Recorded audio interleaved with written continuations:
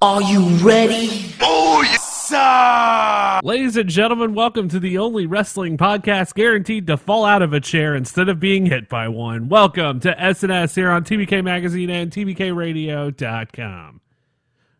My name is Richard, and my God, oh my God. First of all, I'm doing this show solo. I'm Heath Slater after the three-man band was dissolved. But oh my God, what a fucking night. What a fucking Saturday. What a fucking weekend. Just going to drop as many F-bombs as I can. So much good wrestling content this past weekend. I have not got to watch NXT UK yet. I'm doing that either tonight or tomorrow. There's a lot going on. The weekend's been very busy, very hectic for me. I still got to take in All Out. I still got to take in a few of the StarCast panels. I'm going to watch 2 Cups Stuffed because a lot of people are telling me that is the show of the weekend. I am freaking stoked. But this show is going to be dedicated to AEW's All Out. Ashley is out. Phil is out. What a time to be alive. AEW debuts on TNT in October. This is the last hurrah before the first TV show. Can AEW build off the momentum from 1 year ago? Because that's what it all boiled down to. It's weird. I was going through my Facebook notifications or Facebook memories, and there they are, all the pictures and videos from last year, a year ago today. A year ago today was All In. And I think back to that, and that might be, I will say this, I wasn't at Double or Nothing, but watching it at home, it felt like Double or Nothing may have had still some of that magic. All Out was a great show. I don't know if, I'm going to be honest about something. I don't know if any wrestling show is ever going to capitalize or find a way to bottle the magic that fucking was All In. That was a special night. I think having all the different wrestling promotions together, Ring of Honor, New Japan, Impact, a few guys from the Independent, a few guys and gals from Independence alone, just from having that situation themselves was special. Then on top of all of that, we had this amazing show at All In, which I still talk about, maybe the best wrestling show I've ever seen live. It's either that or NXT TakeOver War Games. So we fast forward to a year later, and it's crazy to think about that we're at this spot. We're getting ready to see wrestling on TNT again because of just... Well, thanks, Dave Meltzer, for everything you've done in all of this, for saying, hey, no one can put 10,000 seats in butts in an arena, so thanks for that. It is funny to consider this because now I think there's another U.S. promotion that could feasibly do it, and that's if GCW booked us Joey Janela's Spring Break show. I honest to God think they could put 10,000 people in an arena just for that show alone, because that show has taken off so much. But we're here to talk about All Out and a few things from StarCast. I did watch the BTE mailbag panel. Super fun. I watched the undesirable to undeniable, the Cody Rhodes one. Cody Rhodes' story, by the way, on the AEW World Championship is freaking hysterical. Like, that alone was worth it. I'm going to check out Dean Malenko's, who I believe admitted he had Parkinson's disease, which is really crazy. And then I'm going to watch CM Punk's, of course. I'm going to watch the Turner one because I love hearing JR and Tony Schiavone tell stories. But this really boils down to, first let's talk about CM Punk. CM Punk, I think everybody wanted CM Punk at Double or Nothing. I think everybody and their mother thought CM Punk was going to walk out. You were going to hear the da-da-da-da, da-da-da-da, and look in my eyes, what do you see? Everyone thought that was happening last night. CM Punk in his panel was like, nope, going home. I'm spending time with my wife and my dog. And no one believed him, apparently. I'm going to look at CM Punk in a way, like I've kind of changed my opinion on Punk. I think now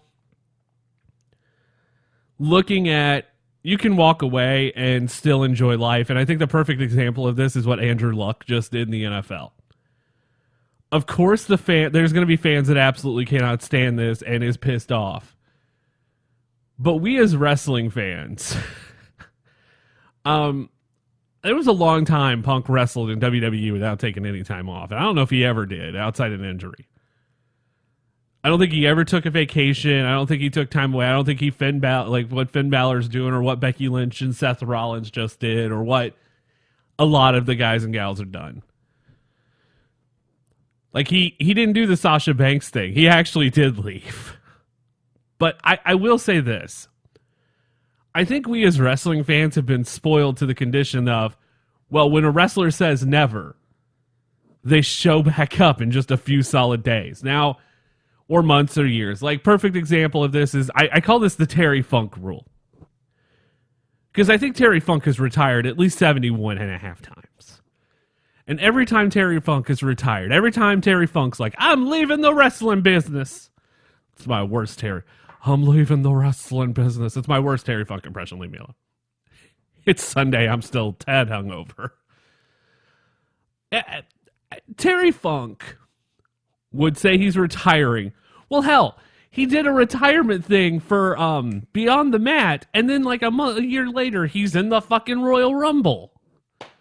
They do the Terry Funk retirement show in Amarillo or Dallas. I'm not 100% sure. That's the famous I'm Not Booked by Dennis Stamp. And then all of a sudden, Terry Funk's in the Royal Rumble and still wrestling in WCW in 1999. Bullshit.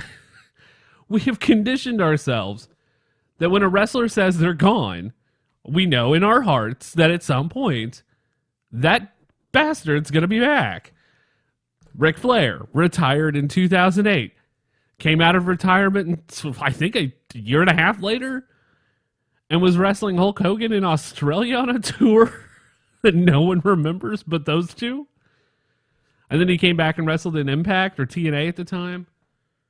Shawn Michaels never wrestled from 2010. We all thought, well, Shawn's never wrestling another match again. And guess who came back? Last year for Blood Money Part 1.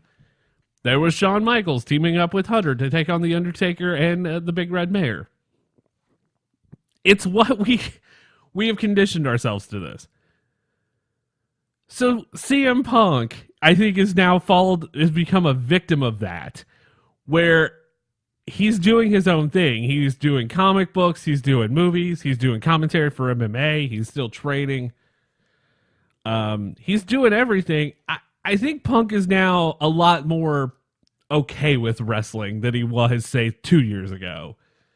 As I don't think he would have ever done a StarCast or anything. And he seems really enjoyable to meet fans and talk to fans. And I think that's a good thing. I think that's the plus side here. But CM Punk ever stepping in a ring again, I don't know if it'll ever happen. As long as the man's happy, I would rather, honestly, I want to see AJ Mendez back at the ring because I thought she never got her just due. I never thought she got the moment she deserved. She was probably, I want to say her and Caitlyn may have been the official main roster start to the Women's Revolution, and no one will ever discuss that because their matches were so good and the two of them were so good in the ring, but no one will talk about that. So it'd be awesome to see AJ Mendez back at some point. Or I just don't think we're going to see Punk in a ring. So I think at some time we have to let that dream go. We have to realize that not every wrestler in the entire world who says, hey, I'm leaving the wrestling business is going to Terry Funk it. So that's now become a metaphor. And now that's an analogy for pro wrestling life. Thank you, everybody. We will now continue this show. So All Out last night, I was super excited. I was sitting there and I was reflecting on how awesome All In was and what they can do this. So last night, we're just going to jump into the review. That's all today's show is going to be. We're going to review NXT TakeOver UK next week. as well as 2 Cups Stuffed. I'm going to look at that next during this week too. So let's take a look at AEW's Double or Nothing live from the Sears Center. Some news to discuss. It is reported that Kylie Ray is no longer with the company, or wrestling possibly, and that breaks my heart. I hope she gets better, whatever is going on. There's a lot of fans who are behind you and just hope you go kick some major ass in whatever you're doing in life. Outside that, Tony Khan did say that All Out Weekend will take place in Chicago every year. I have a problem with this. I get it. I completely get it.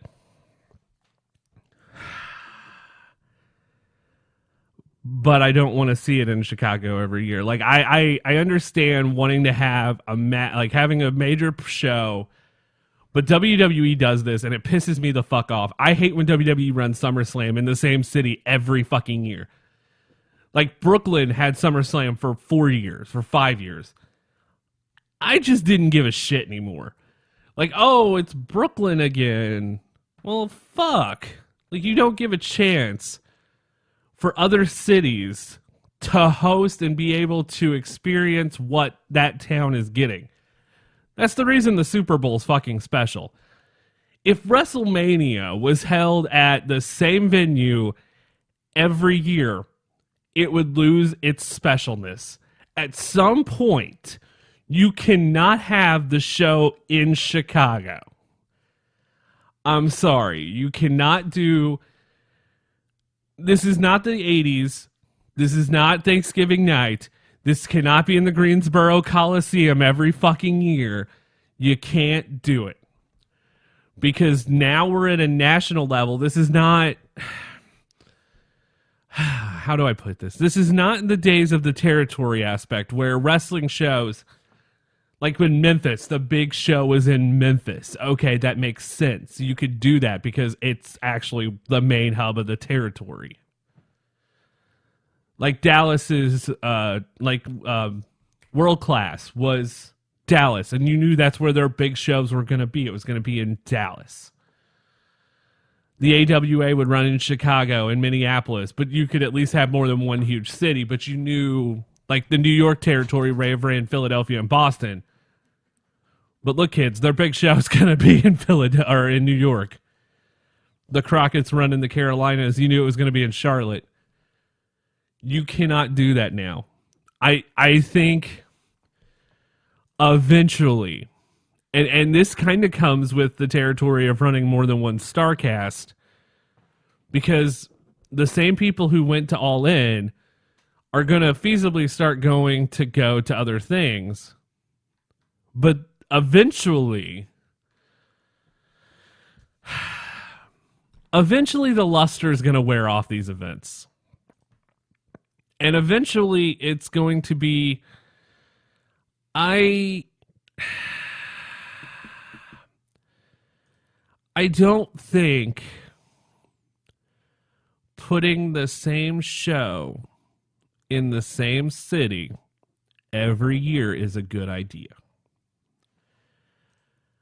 I think right now it's acceptable, but eventually it's going to start losing that sheen.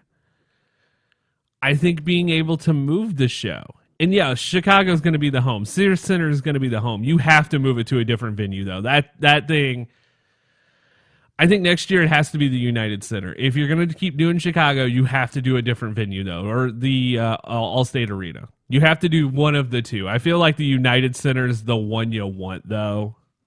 I mean, that is the newer of the two. Unless you run the stadium and then shit. And I mean, if you're going to do it while the iron's hot. But I do think you can't keep doing that. I want to see these shows in different locations. So maybe that's something that, and I know that Tony Khan made that announcement in front of the crowd last night.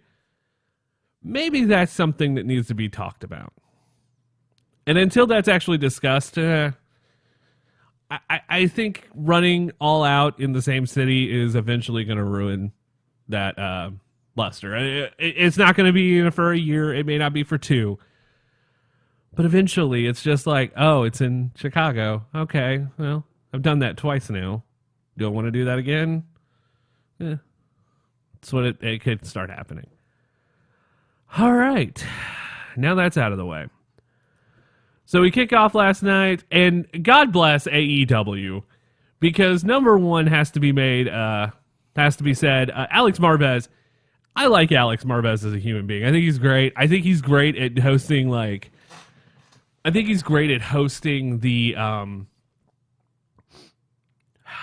the control centers on the Road 2 shows. And I think he's going to do great in that aspect on TV. Alex Marvez might be the equivalent of AEW's Sean Mooney. He's going to be great at doing certain things, but he's not great at commentary. Sean Mooney was never the best at wrestling commentary. He was okay, but he was never the best. I will say one of the best pickups for AEW was hiring Golden Boy. He was one of the announcers at Fyter Fest and killed it. He's a esports announcer. He killed it. He was fantastic behind the call.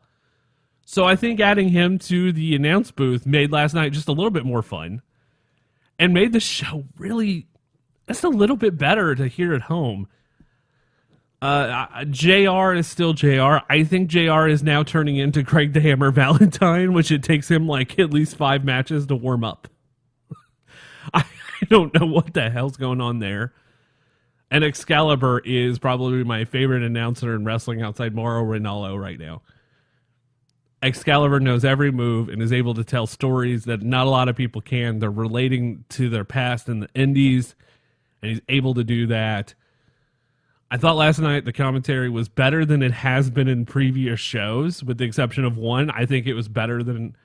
I think Fyter Fest was still the best for commentary purposes, but last night was pretty good. The buy-in kicks off with the Casino Battle Royale, and I'm going to make this statement right out of the gate.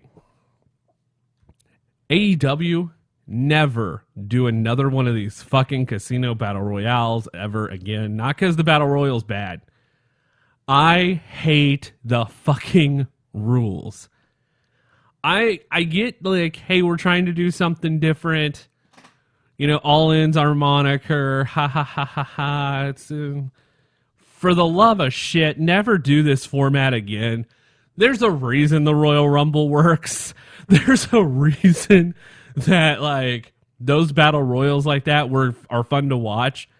But I'm gonna flat out tell you, having 4 people or 5 women or 5 individuals come out at one time just kills any of the momentum for any of the wrestlers.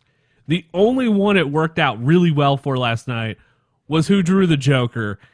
And that crowd went effing crazy. And I, on my couch, went freaking crazy for Mercedes Martinez.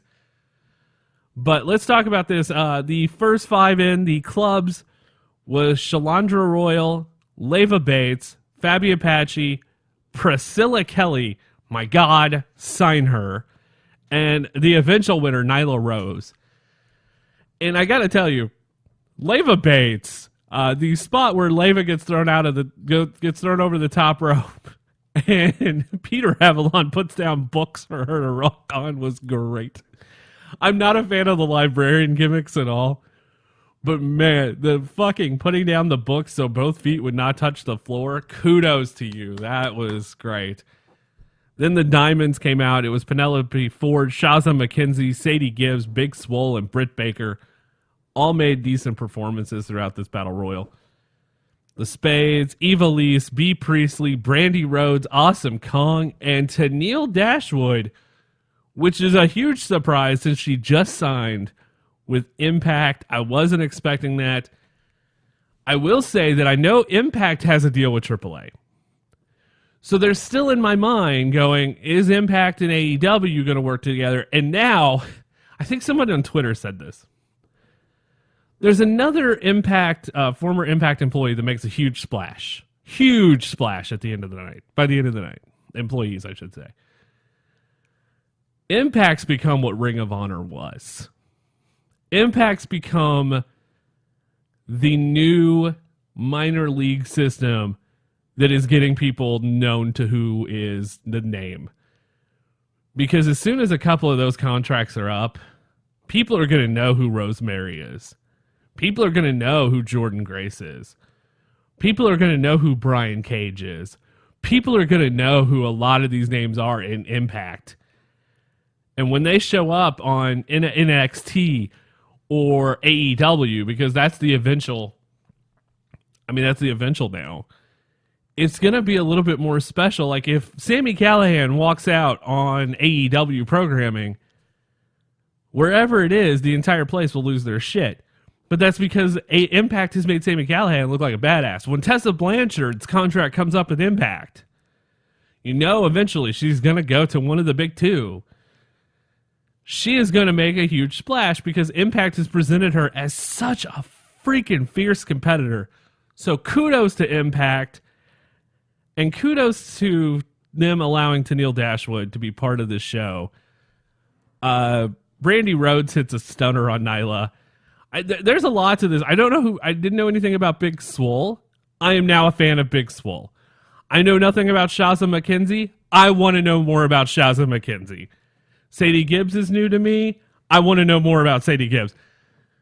They gave us such a touch of like, here's a little bit of what these ladies can do.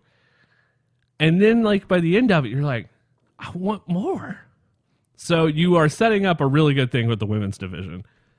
The Heart section is Allie, Nicole Savoy, who is part of the Mae Young Classic, I believe. Roddy Piper's daughter, Teal Piper. How about ODB? And the crowd went completely bananas for it. Her food's great. If you didn't try her food truck and you see it somewhere you need to, her freaking food truck's great. But I wasn't expecting that kind of reaction for ODB, and they went crazy. And then Jazz, who is killing the wrestling business still, who is still taking it by storm. I remember Jazz in ECW and being so damn impressed with her. And then she goes to WWE and has this amazing run. And I think even is a women's champion going into WrestleMania. And I think it's the one in Toronto. It's either the one in Toronto or it's WrestleMania 19. But Jazz had this great run, and then the NWA women's title run. Like, Jazz is still killing it in wrestling. It was awesome to see her on a national stage last night. And then number 21. It is a shame that Mercedes Martinez is not signed to a major promotion yet.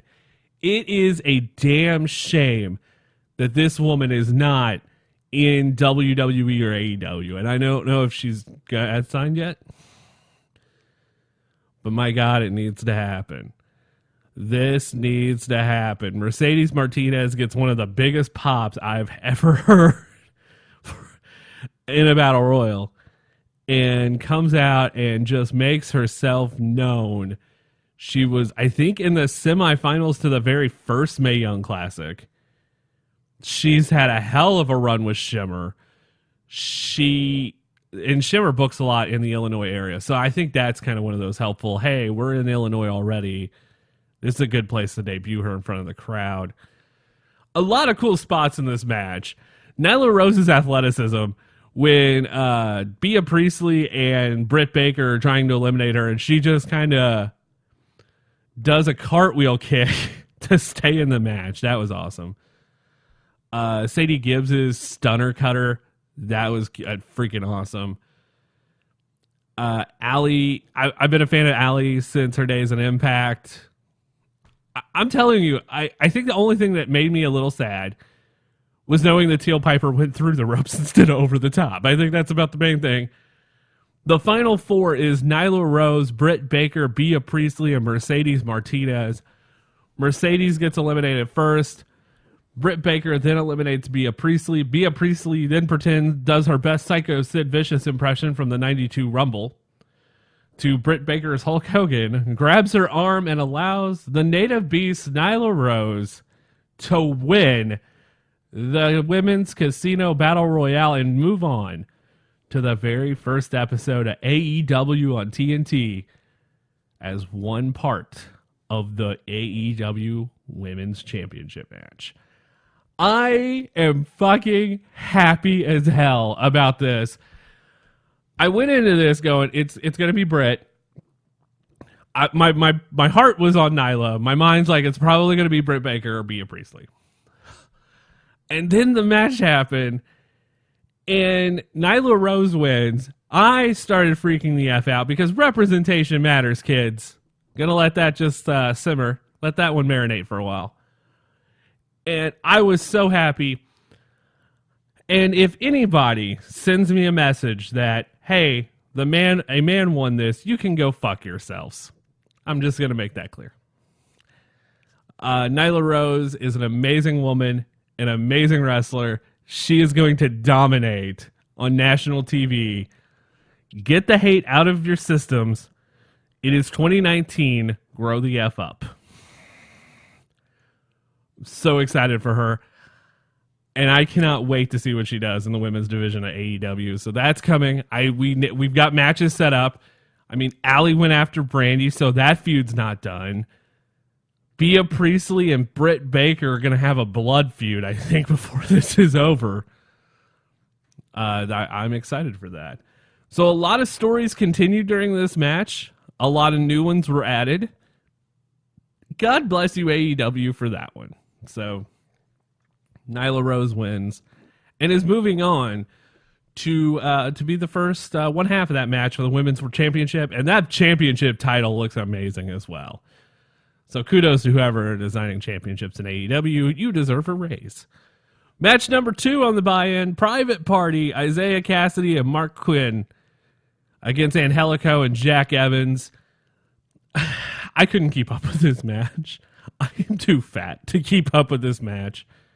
But my God, I have to tell you, in the short time, I already knew of Angelico and Jack Evans. I knew of Jack Evans from Ring of Honor and CCW, and I know of Angelico. I knew who they were. Private Party is still new to me.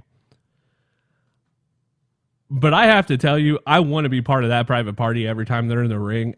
Those guys are hell of talented compared to some of the... if there's one thing I'm going to say now, this night proved a couple of things for me. Tag team wrestling is not effing dead. Because this match was so fun in a completely different way than any other match was on the show. I'm going to rate now. Let me rate the Casino Battle Royale first. I'm giving it a B only because of the finish sequence. There was some spots in it that kind of was rough, but I think adding stories, it's a C+, B-. Being able to keep stories going and build momentum for every woman that's in the Battle Royal was such an amazing way to make that happen. So kudos to AEW for that. The ending alone, though, just knocks it up because, like I said, Nyla winning was one of my favorite moments of the night. So Private Party and Angelico and Jack Evans, or Team Highlighter, was really good. Not as good as other tag matches in the evening, but really fun. And that's what I miss about tag wrestling. I'm giving this a solid B as well. Because I thought, there's a lot of high flying. The coast to coast tag was just tremendous, was just an icing on the cake. After the match, Private Party wins by hitting the gin and juice. I love that. And then after the match, to the window, to the wall. Also a great name for a wrestling move. But then after the match, Angelico and Jack Evans attack Private Party. So the tag tournament is now officially underway. Now you're starting to see those seeds planted for what's going to happen in that tag team tournament. Moving forward, we now get into the main show. We get into All Out. And it kicks off with SoCal Uncensored, Christopher Daniels, Frankie Kazarian, Scorpio Sky against the Jurassic Express, Marco Stunt, Jungle Boy, and Luchasaurus. I have watched a ton of wrestling in my day. I've been watching since about 1987 full. And I never thought I would see a reaction to a man in a dinosaur mask as I seen last night while watching All Out, Luchasaurus is a damn star. Luchasaurus, like if they ever announce that AEW is going to have, and I figure it's going to come eventually, that there's going to be a secondary singles championship in the company, I almost have to put Luchasaurus at the top of the list to get the championship, because I never expected this. I never went, you know who's going to be in the title, who's going to probably be a huge star that we're going to be talking about in 2019 and 2020? Luchasaurus. Never thought that. But here we are last night. All 6 guys just turned it up. I don't know what it is about SoCal Uncensored opening shows, but hey, I'm enjoying it, so why the hell not? Daniel Kazarian and Scorpio Sky are a treasure to the wrestling industry. Marco Stunt is probably one of my favorite wrestlers I've ever seen ever. And I remember seeing him the first time in a match, and just after the 14 minutes of that match going, this dude's going to be huge. And I was not wrong, because last year when he hit the all out or all in, what was it called? The over the budget battle royal. When he was in it and he kind of stole the show, then 1 year later, here he is now on the card, kind of stealing the show again with Jungle Boy. And I love Jungle Boy too. I love this team. And I don't know if AEW is going to do it, but there's enough guys in the company. Why not do a trios championship? You would now have SoCal Uncensored. You've got the Jurassic Express. You've got a couple of other groups. I guess Truck Taylor and Trent Beretta and Orange Cassidy could be on that as well. I mean, you have groups of 3s. You have the Elite. Like, as long as you make every championship actually mean something and not just going, well, this is a secondary or third tier. This is a second tier or third tier championship to this championship. As long as you don't do that, you could have a trios championship main event a show, and then no one would bat an eye at it, because you're never going to see, I remember growing up in a time frame on WCW Saturday night where we would never really get a world title match, but we would get a good competitive US and TV title match to end shows. I understand that giving a world title match out on just regular broadcast TV is not the easiest thing to do, but I would love to see a trios championship. I would love to see that headline a show, because this match was really good. Again, another B for me. This was one of the most fun matches of the night. And something that I could watch over again, because the action was really fast-paced. There was a moment where Jungle Boy's hair got wrapped in the top rope, and all I could think about was how bad that hurt to be pulled out. That's all I could think about. That had to effing suck. Scorpio, everyone took to the sky in this one. Frankie Kazarian holding Marco Stunt and Jungle Boy in a tombstone for the best Meltzer ever, as Daniels flew through the air. Just unreal. They pinned Marco Stunt for the win. 11:45. Good match. And then match number 2 happens. And I'm sitting there. Okay, so I'm sitting there. And they're like, well, next up is Kenny Omega versus Pac. And I'm watching that going, wait, what? The second match of the show is Omega? What the fuck? So I went, well, something's happening now. Are they just holding out on something happening in the middle of this show? I mean, is that kind of the problem here? Is are they giving us a bad moment? So Pac and Omega, I didn't think I needed in my life. I was like, I know it's going to be a fine match. I didn't know it was going to be this damn good of a match. So here I am. I just fucking stoked out of my ears to see Pac back in American soil, kicking all kinds of ass. But dear God, guys, move the fucking rails away from the ring. Good God. Pac hit the railing over twice after flying through the air. I know Omega did a couple of times. I thought Omega might have broke his foot. I thought Pac might have broke his shin. I just couldn't get over that. Constantly hitting those rails after every dive. Eventually, I thought we were going to see a ton of V-triggers in this match. I figured we were going to see Kenny win. I figured in my mind Kenny was winning. I was fucking wrong on that one. Omega gets the game over sign. Pac puts him in a submission after getting Omega goes for the one-winged angel, which I don't think I think he hit on Shima, and that's it so far. But Kenny's going for the one-winged angel.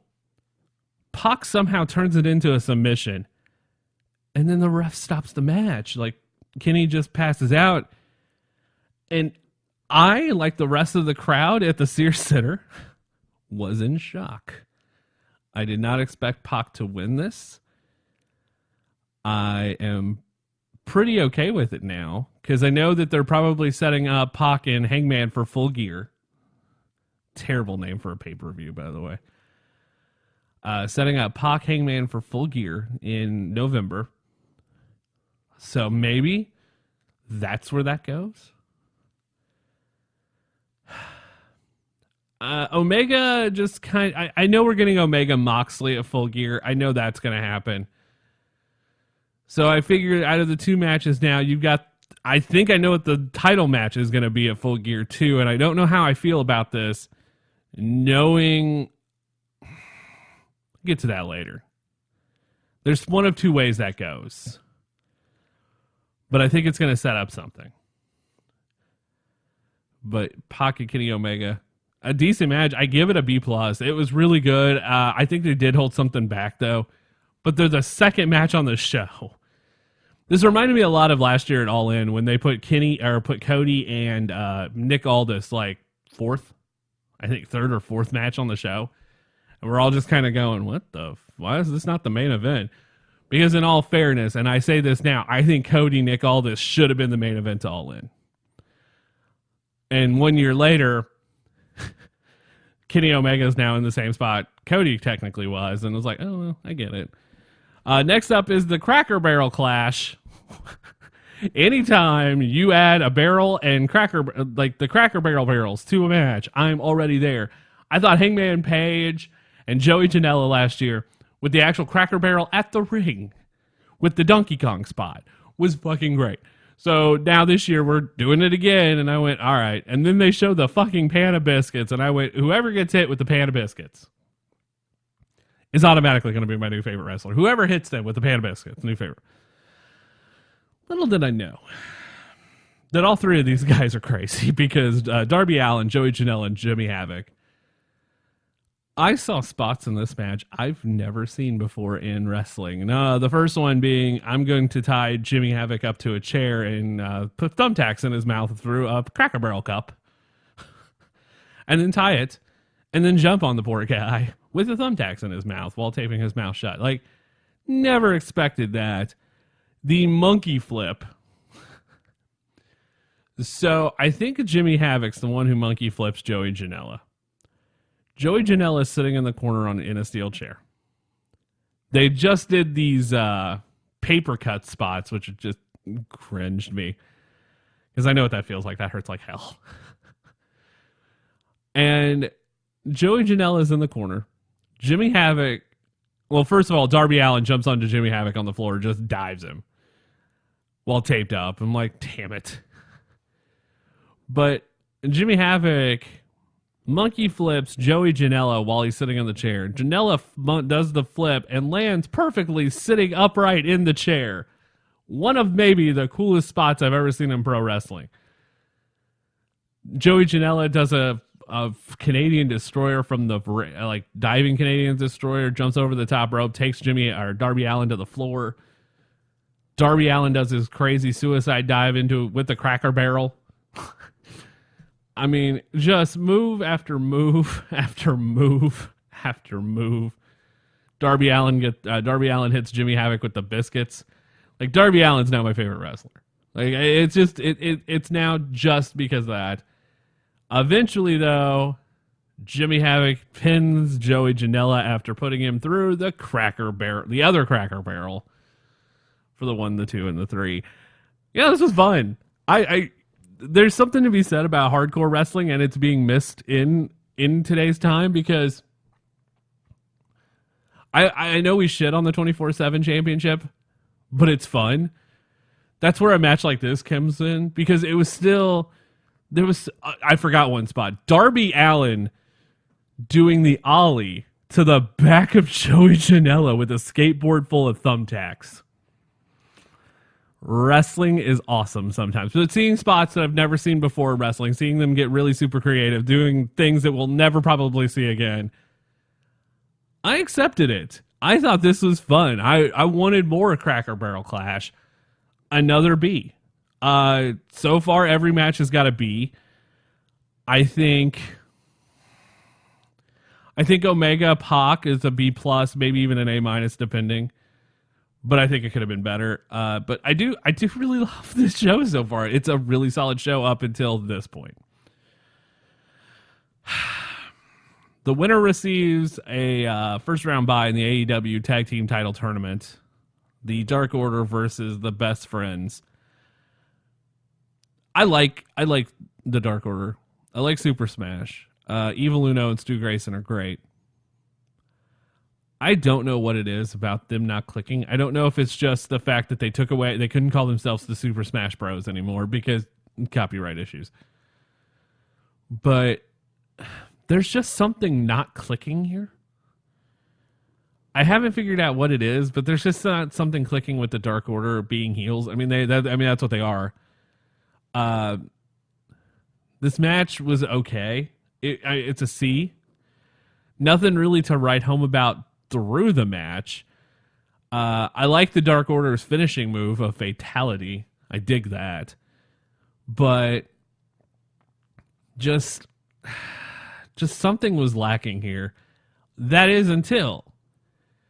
So after the match, the minions, whatever they're called, of the Dark Order, start look like they are getting ready to crucify. They're carrying Trent Beretta out of the arena, much like the Penis Druids did Hangman Page last year at All In. And then the lights go out. And people are freaking out. I think you can clearly hear one fan yell, "CM Punk!" And the lights come back on to what has to be undoubtedly the biggest pop of the fucking night. And it was Orange Cassidy. And Orange Cassidy's standing there with his hands in his pockets, just not giving a fuck about anything. And the dude does that suicide dive with the hands in his pockets, rolls back in the ring. He nips up with his hands still in his pockets. Look, I can barely keep walking with my hands outside my pockets. Kudos to you, sir. And then the Best Friends come back in the ring. They go to do the hug. They do the Okada Rainmaker zoom out. Orange Cassidy's in the middle, and he's just giving thumbs up to the crowd. I'm telling you right now, Orange Cassidy has something. There's something different about Orange Cassidy.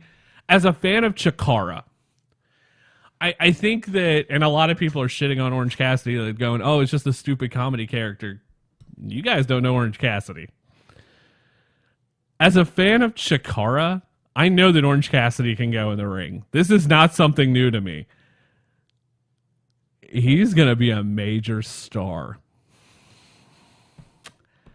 Gonna call it now. At some point in the history of this company, especially I think the way they're doing it, Orange Cassidy will be in the world title picture. I am making that call now. Because the guy can flat out go. Just wait until he proves everyone wrong. Because we're going to be talking about Orange Cassidy a lot over the next few months. I see it happening. But that crowd went effing nuts for that guy. Like, you could have thought it was Randy freaking Savage coming back. Because holy hell. That crowd was loud for Orange Cassidy. Next up, Riho against Akira Shida. And I love the Joshi matches. I'm not going to skip out on a Joshi match.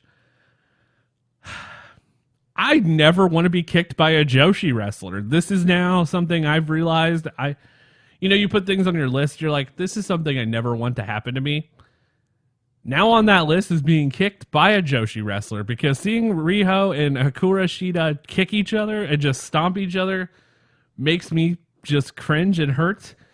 every time someone does a double stomp, I think it was Riho doing it to a Kirishita on the apron. Every time there's a double stomp spot, I worry that I'm going to poop. So let alone, I never want to take that, let alone from a Joshi competitor. The finish here, fantastic. Just roll up after roll up, and eventually Riho gets the pin. So now moving on to AEW. Dark Order, best friend C, by the way. Orange Cassidy makes it a B. The Orange Cassidy stuff alone today. Riho and Akura Shida, B again.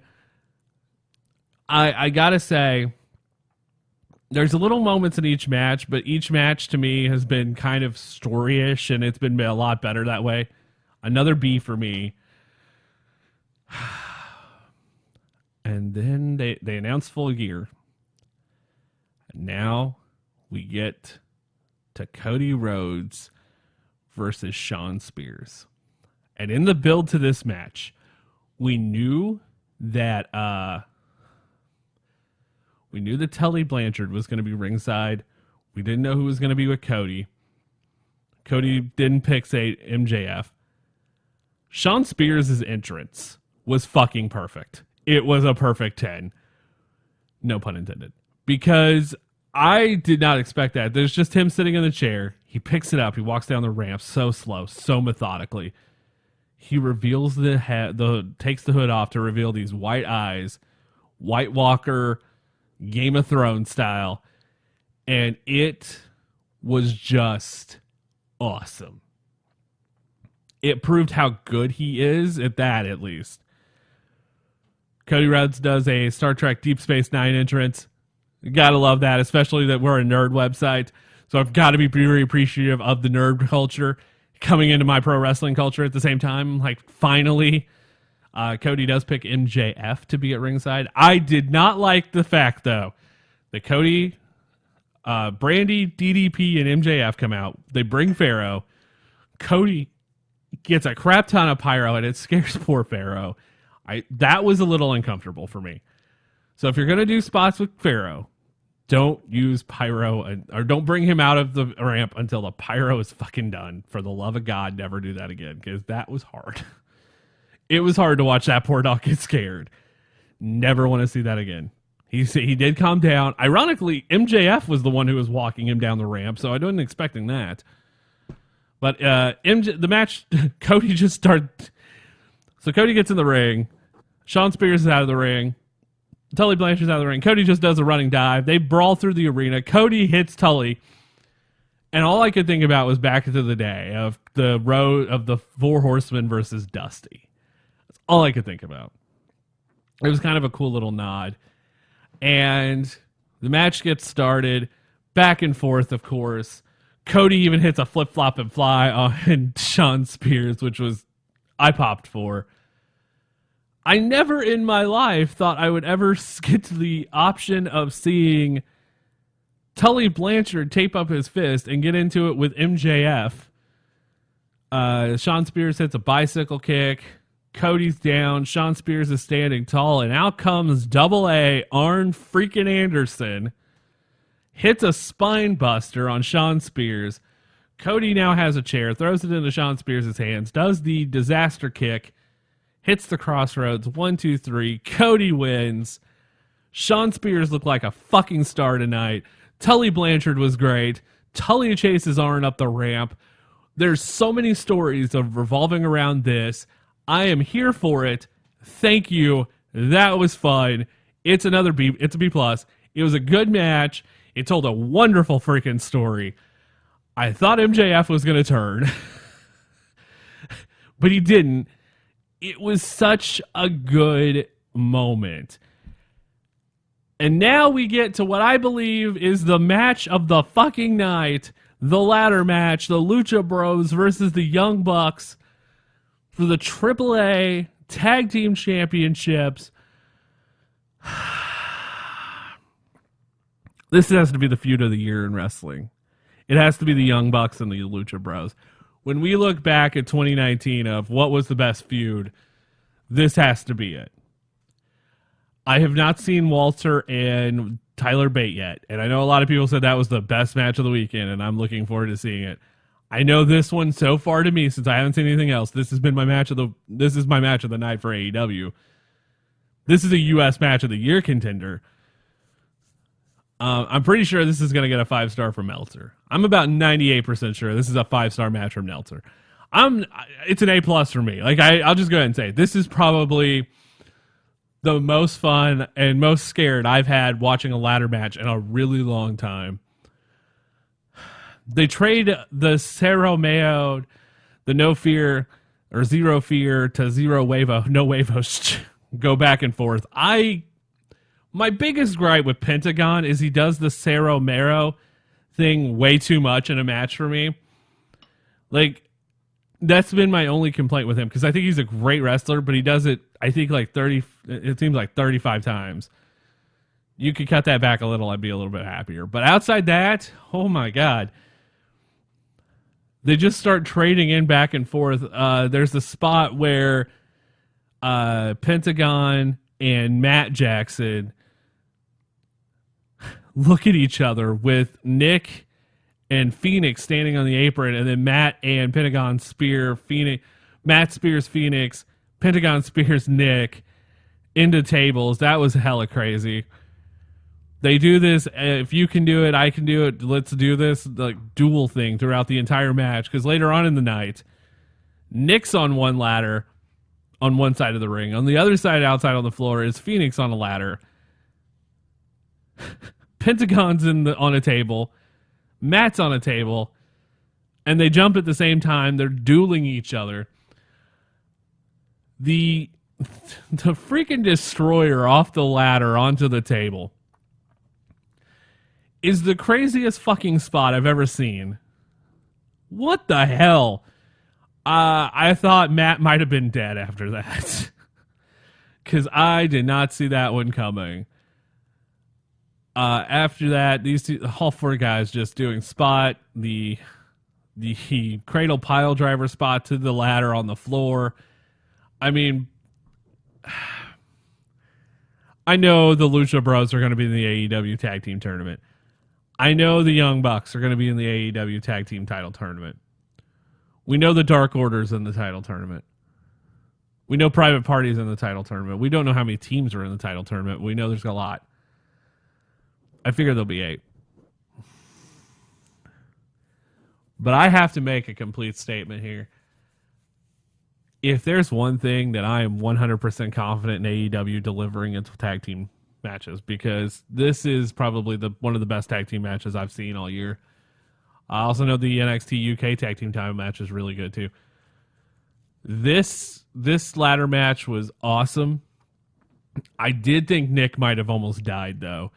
So Nick goes off the ladder, and he set up 2 tables on the floor. He goes off the ladder, and his foot clips the top rope, and you just see Nick crash through the one table, and his head just bounce off the other table. I'm like, oh my God. So wondering if he was okay. And then Matt's on the ladder. Pentagon climbs up. This is after Nick crashes and burns. Matt then just rips the mask off Pentagon Jr.'s face. We're all just sitting there going, oh my God, because that's the biggest disrespect you can do for a luchador in Mexico. Pentagon pushes the ladder over, and Matt just eats it. Matt just takes an entire body and face full of ladder. Just boom. I thought Matt was dead. They get the mask back on Pentagon. Pentagon and Phoenix climb up, grab the AAA tag team titles. Of course, that's the end of the match. They retain. Unbelievable. And then 2 guys in hoodies and president masks come out. One of them was a Bill Clinton mask. I can't remember what the other one was. And attack the Lucha Bros and the Young Bucks. And it ended up being Santana and Ortiz of LAX. They just left Impact. They're now in AEW. They were 2 of the hottest free agents in wrestling. If anything can be said about Impact, they put their tag team division. It was the Lucha Bros and LAX that put the tag team division back on the map for that company. And now here they both are in as much as I love Impact. Because I think Impact's been clicking on all cylinders this year. And here those two teams are. They helped put Impact back on the map. Now they're taking these matches to the national stage. But then you get to add the Young Bucks and SoCal Uncensored and the Best Friends, LAX and the Lucha Bros and the Young Bucks automatically have cemented that tag division as one of the best in wrestling. Then add SCU and the Best Friends, and who else knows who else is going to show up. But that was a huge coup, I think, for AEW last night with Santana and Ortiz making their debut. So that's going to help out when they go to TV. And I'm pretty sure that's going to be Chris Jericho's mystery tag partners, unless there's another tag team out there that I am not aware of. So we then get to that match, A+, hands down, best match of the night. We get to Jericho and Hangman Page. Hangman Page did make the statement he was going to ride an effing horse into the arena. Well, the son of a bitch rode an effing horse into the arena. And that made me go off my couch. That was really cool. Jericho comes out. I think the smart decision was made.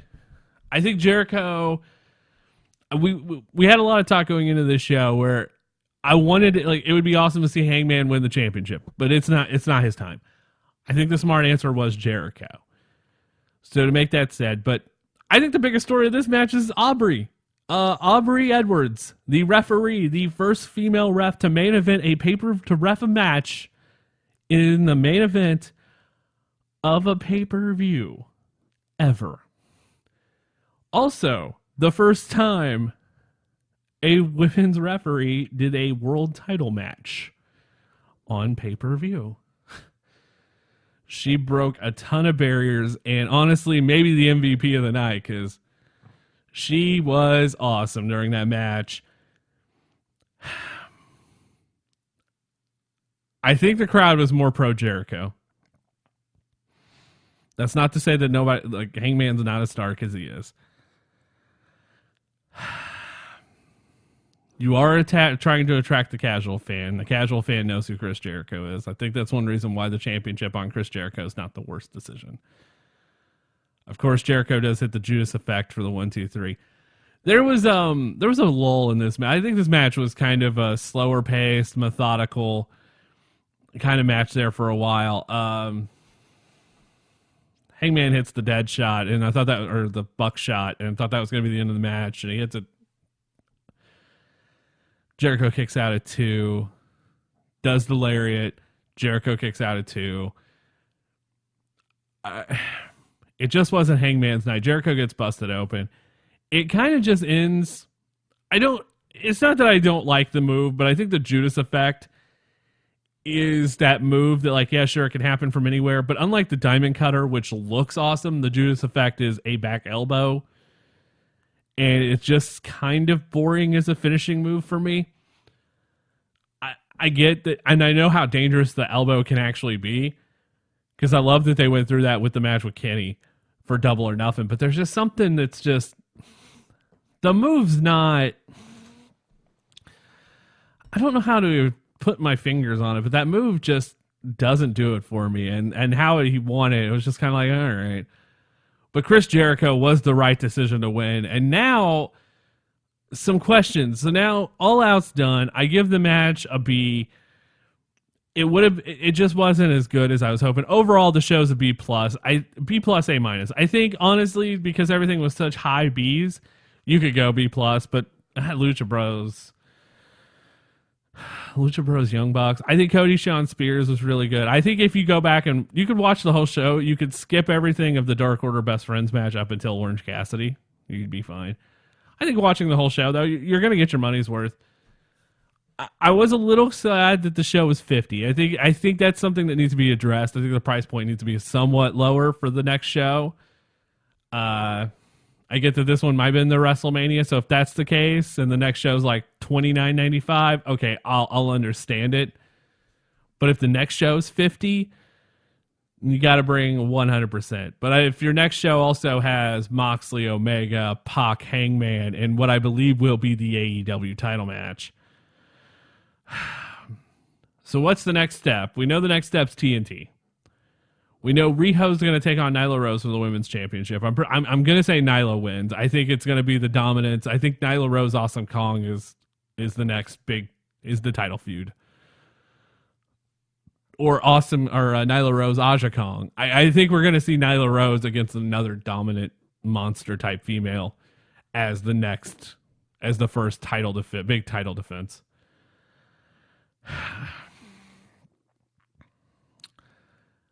Or the women's title gets defended in Philadelphia or Pittsburgh against Britt.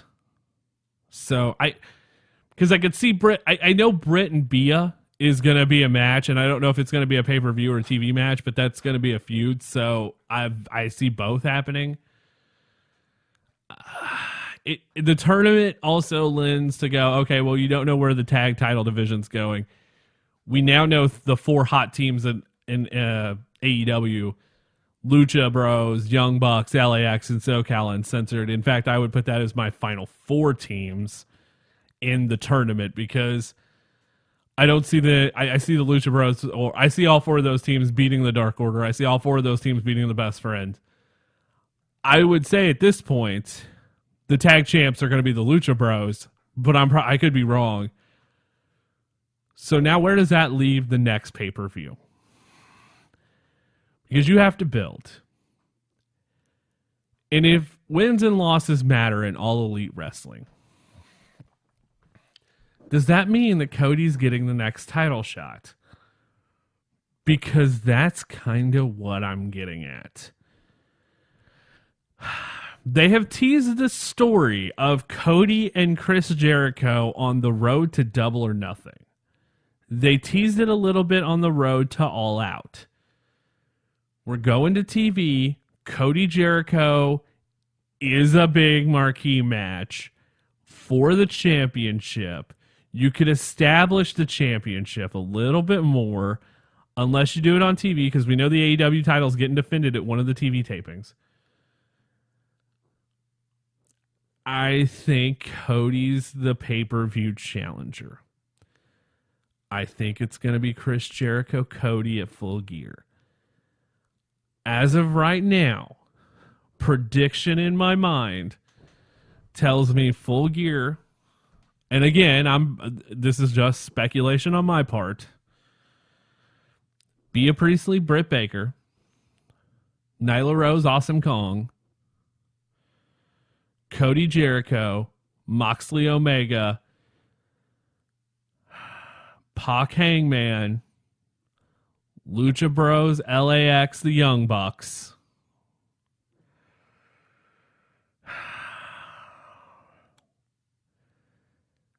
And probably a trios match with SoCal. That's what I'm thinking, unless they're putting the tag title match. Because I think the tag title match will be a multi-team match at Full Gear. I think this show, with there not being a month of television and Moxley being injured, I think this show kind of feels like an ending as much as it does a beginning, which is really weird to me. And it was such a good show, but now we have to wait a full month. We have to wait a month before we get any more AEW. So you have to keep this going on YouTube. You have to keep this going on the road to and being the elite. It's going to be a long road for that month, I think, to get to Washington, D.C., which we know we're getting the women's title main event. We know we're getting the first round of the tag tournament that night. We know we're getting the elite versus Chris Jericho and 2 mystery partners, which I'm assuming is going to be LAX. It's a lot to take in. It's a lot to dive into over the next month. And I think AEW, with the NXT announcement that NXT is going to be airing on the USA Network now, I think there is going to be a solid war. And honestly, what the fuck does the NXT brand do at this point? What's the War Games feud? Because NXT is now going to be building to take over War Games 3, where AEW is going to be building to Full Gear.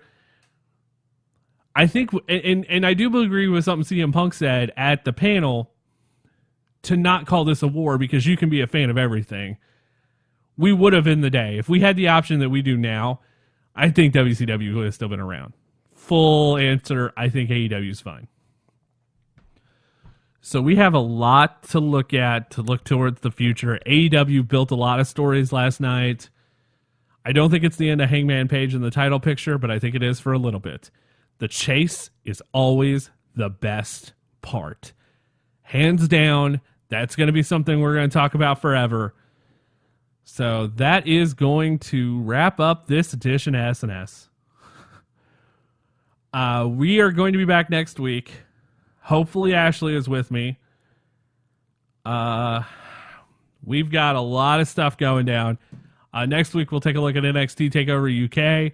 We'll take a look at Royal Quest. We'll take a look at Two Cup Stuff. Great name for a show. And we're going to start doing some new segments on here. We're going to take an indie wrestler and spotlight them every so often. We're going to do some new things. We're going to try to spice this up. A year ago was not the easiest time for me as a wrestling fan after All In happened, because there was just some stuff that broke down. You can listen to it. You can go back and find out what happened. And I'm now I felt like giving up everything after that weekend. I no longer feel that way, but it was a rough weekend for me as a fan. And for it to be a year, and to know it's been a year, because, last night was kind of the year celebration. To think that through just is really crazy to me.